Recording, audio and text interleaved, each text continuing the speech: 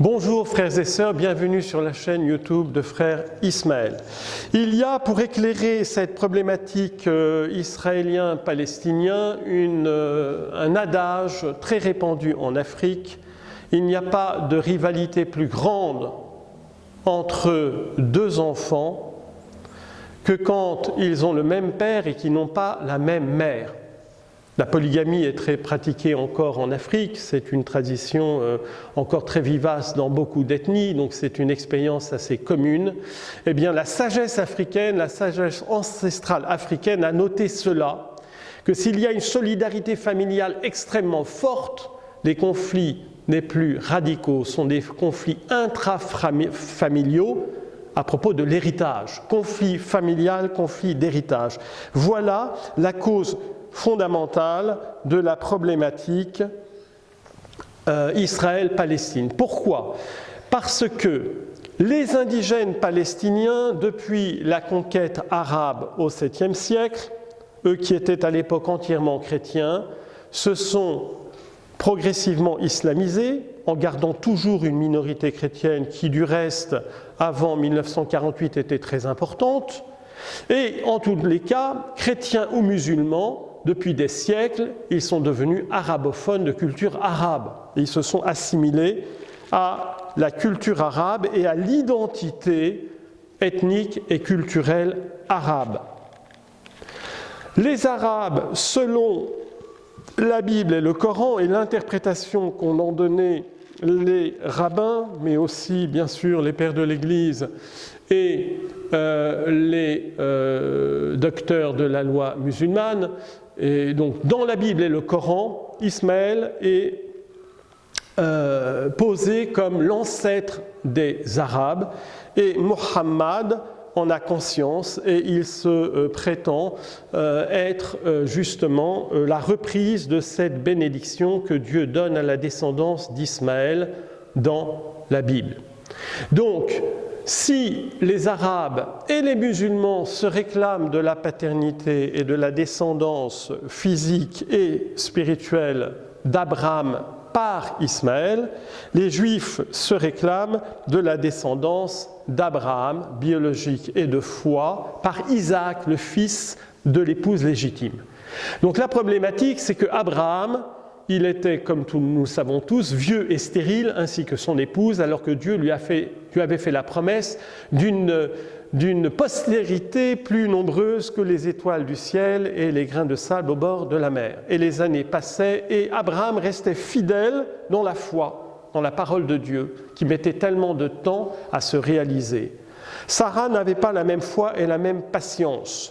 Donc au bout d'un certain temps, elle a dit à Abraham, je n'en peux plus, je ne supporte plus d'être sans enfant, voilà mon esclave, donne-moi, bâtis-moi, en fait en hébreu c'est bâtis-moi une descendance avec mon esclave. Elle commande à Abraham, Abraham en est peiné. Alors ce qui est très étonnant, c'est qu'à l'époque c'était courant. Qu'un maître ait des relations sexuelles avec ses esclaves, c'était une coutume répandue et que l'on considérait comme légale et normale.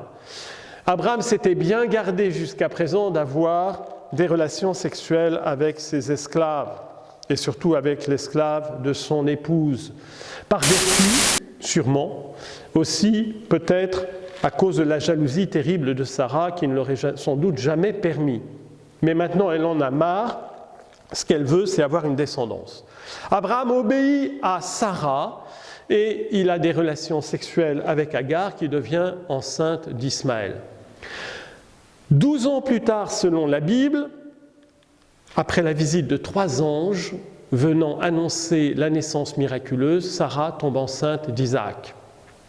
Voyant Ismaël plus âgé jouer avec Isaac, parce que le texte de l'hébreu dit qu'ils jouaient ensemble. Alors le mot, bien sûr, c'est jouer comme deux enfants jouent, ça peut avoir d'autres connotations, d'accord ? Ça a été interprété par les rabbins, par le Midrash, on retrouve l'interprétation chez saint Paul, c'est que l'aîné brimait le cadet. Mais dans la Bible, on ne parle pas de violence d'Ismaël à l'égard d'Isaac. La seule chose qui est dit, c'est qu'elle voyait les deux jouer ensemble et elle s'est dit « Je ne veux pas qu'ils partagent l'héritage, je veux tout l'héritage pour mon fils Isaac et rien pour le fils de l'esclave. » C'est exactement la même chose en Israël. Le sionisme, qu'il soit athée ou religieux, c'est « on veut toute cette terre pour nous », qui nous disons juifs, même si nous sommes conscients d'être les descendants de Berbères ou d'Arabes convertis au judaïsme il y a 2000 ans, ou d'Européens et de peuples caucasiens convertis au Moyen-Âge pour devenir les Juifs ashkénazes, cette terre, on la veut toute à nous. Et les indigènes, ce sera dehors, ce sera zéro, ce sera rien. C'est la même problématique, l'exclusivisme jaloux de la maternité de Sarah. Très mystérieusement dans la Bible, Dieu a dit à Abraham « Obéis à ta femme Sarah ». Alors quel est l'enseignement fondamental derrière ça? C'est la monogamie. Dieu a créé une femme pour un homme, Adam et Ève. Et l'alliance matrimoniale, elle est exclusive, elle est unique.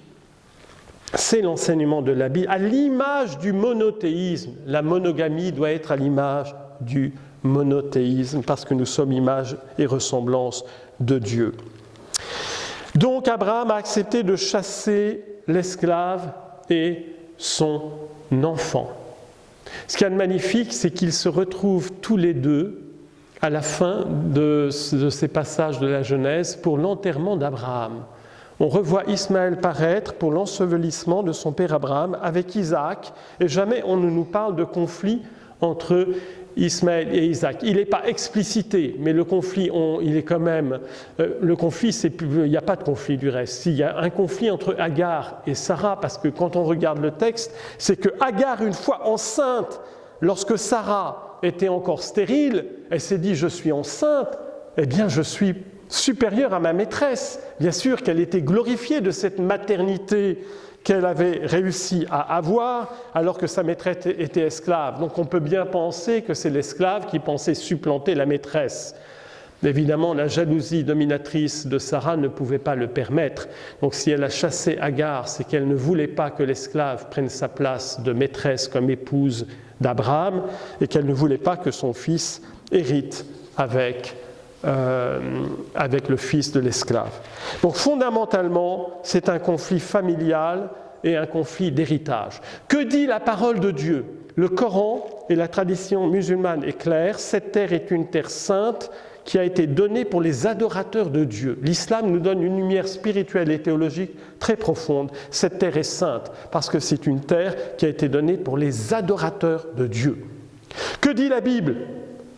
La Bible dit quelque chose de très similaire, c'est que cette terre est donnée à la descendance d'Abraham à la condition qu'il soit fidèle à l'alliance de l'adoration et à tous les commandements de Moïse. En fait, cette terre sainte a été très peu dans l'histoire la terre des Juifs. Ils ont été très très vite dispersés. Jérusalem est conquise par le roi David 1000 ans avant le Christ. Salomon construit le temple, il finit dans les péchés les plus horribles et Dieu annonce son jugement, son royaume sera divisé et les Juifs seront dispersés parmi les nations, à part un petit intermède avec la révolte des Maccabées, à part un petit intermède. Enfin, de toute façon, le problème, c'est que depuis les déportations et malgré l'édit de Cyrus, depuis 2400 ans, la majorité des Juifs vivent et veulent vivre hors de Palestine et que le projet sioniste est un projet à l'origine qui est un projet complètement athée. Tous les rabbins, 99,9% des rabbins se sont opposés au projet sioniste à ses débuts parce que c'était... Le sionisme, c'est quand même phénoménal le sionisme, c'est un projet politique, c'est l'unique projet politique qui prétend se fonder sur la Bible en rejetant l'existence de Dieu et le sens de la parole divine. Il faut le faire quand même. Prendre la Bible comme fondement d'une identité nationale et d'un État racial et religieux exclusiviste, en rejetant l'existence de Dieu. Parce que dans la Torah, c'est clair. C'est pour ça que les Juifs les plus orthodoxes, les plus fidèles à la Bible, sont anti-sionistes. La majorité des Juifs sont malheureusement sionistes par bêtise humaine, par ignorance, mais il y a une minorité de Juifs qui sont anti-sionistes. Vous avez des Juifs qui ont une conscience droite, qui peuvent être de gauche ou marxistes, qui sont anti-sionistes, parce qu'ils disent c'est scandaleux toutes les injustices que l'on perpètre en notre nom en Israël depuis 1948. Et puis vous avez les ultra-orthodoxes qui continuent à dire c'est le Messie qui doit rassembler les Juifs en terre sainte. Alors, le problème, c'est qu'il y a aussi un sionisme protestant, parce qu'on a parlé de la naissance du sionisme juif. En fait, dès Martin Luther, il y a une nouvelle lecture des Écritures. Martin Luther est en fait l'origine lointaine du problème, du côté des chrétiens, parce qu'il y a beaucoup de chrétiens sionistes. C'est quoi les chrétiens sionistes? Ce sont des chrétiens qui prennent au pied de la lettre matériellement les prophéties de l'Ancien Testament et qui disent que pour que Jésus revienne, il faut que les Juifs soient en terre sainte et qui en font même une condition essentielle. Les premiers qui ont dit ça, c'était des pasteurs protestants du temps de Martin Luther.